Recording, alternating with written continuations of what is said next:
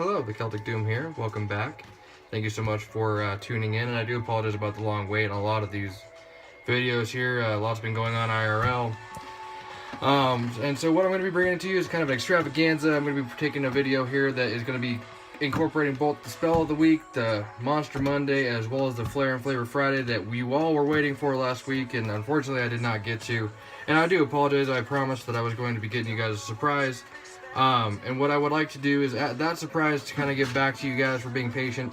It's going to be a Q&A. You know, you ask me some questions maybe about your character, what ways you can spice up your character to bring some more flavor, flair, color to your character. I would definitely be, down to assist in discussing that information. As far as this is concerned, though, I do want to go over the Spell of the Week. We're going to be opening up our spell book here, and what we're going to be discussing today is the Find Familiar spell. And you're probably wondering, like, well, Doom, how the heck is it going to be going in here and it's going to be talking about everything all in this one episode? Well, see, the way it works is that Find Familiar, it's verbal somatic. It ranges 10 feet for an hour, 10 gold pieces worth of charcoal, which, incense, herbs, and basically, sea summoning, basically level 1 summoning conjuration. It can be done as a ritual. So for those of you that don't want to go the pure caster route, you can take the ritual caster feat. There you go. Actually, I have seen some recommendations of the Mastermind Rogue as well as the Battle Master Fighter taking this as an option, just because that way, if you're an archer, Battle Master Archer, you have the Eyes of a Hawk, because you literally can do that here with this spell here.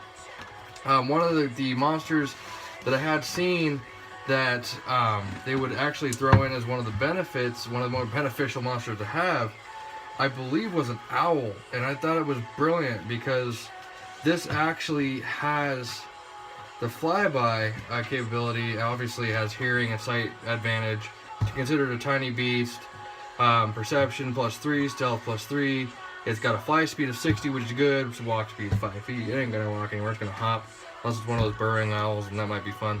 The owl doesn't provoke opportunity attacks when it flies out of an enemy's reach, so it's kind of one of those things that can definitely be beneficial.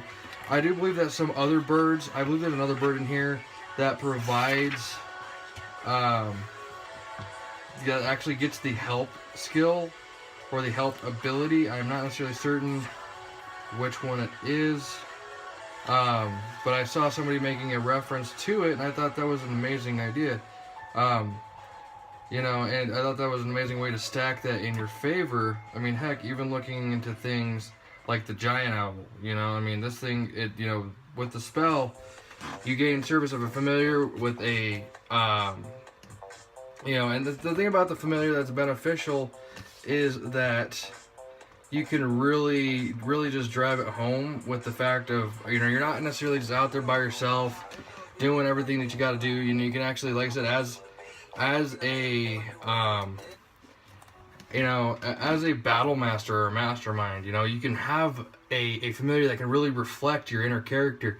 Like as a mastermind, you might have like an owl, or a rat, who, but depending on your approach. Or with something like this, you could be a battle master, and if you're Nordic based, you could have a raven to represent one of Odin's ravens. I mean, there's a whole like the flair and flavor that's associated with this spell alone that makes it, I feel like, worth taking as like the human variant or anything like that. This spell, taking this as the magic initiate or even the ritual caster, because I feel like the thing that's cool about the ritual caster is that you get a book and you might be able to add more rituals to it as you go on. It's kind of some cool stuff. But just kind of finish off with that spell of Find Familiar. You gain the service of a familiar spirit that takes on an animal form you choose: bat, cat, crab, frog, rab, toad or toad, hawk, lizard, octopus, owl, poisonous snake. Poisonous snake, for all you rogues out there, you might be able to milk it for some basic poison. Who knows? I know we do that in our game currently. Fish, quipper, rats, ravens, seahorses, spiders, weasels. Appearing in an unoccupied space within range, familiar has the statistics of the chosen form, though it is a celestial, fey, or fiend. It's interesting because some of the giant owl and the owls, they have connection to the face, so that could be definitely an interesting thing.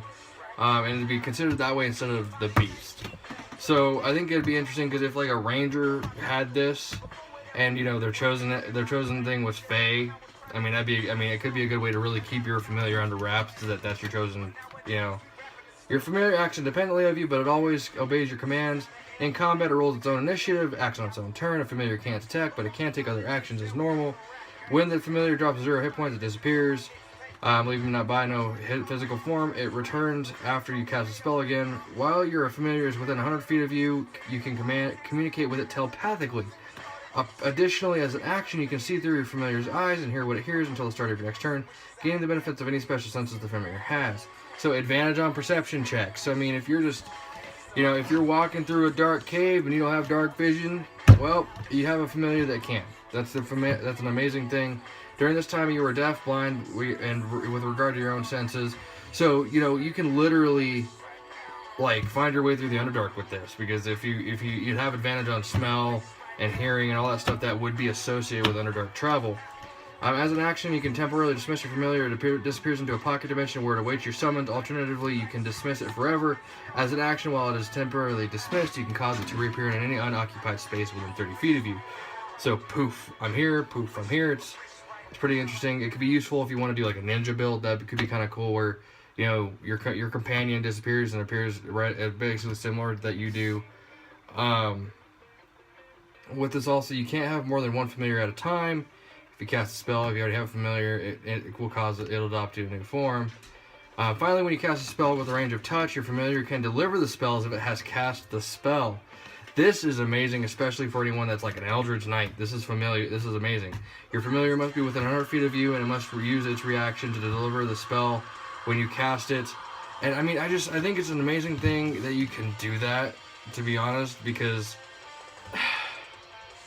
something like, I mean, heck, even a cleric could really use this to a completely different level of advantage, honestly.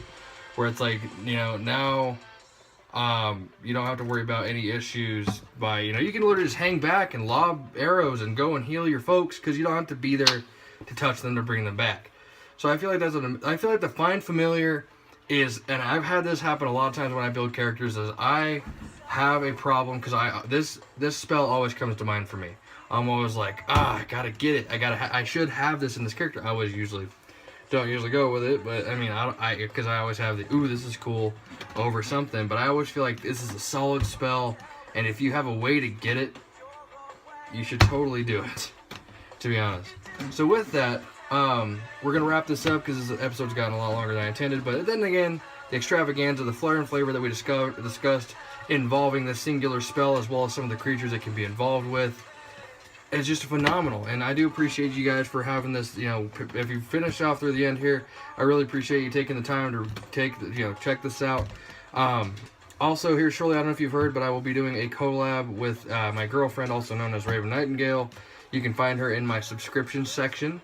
If you have any ideas for the upcoming rest of the week, whether it be Flare and Flavor Friday coming up, or an unearthed awesomeness that you want to see, leave it down here in the comments below. Like, share, and subscribe. Otherwise, this is the Celtic Doom.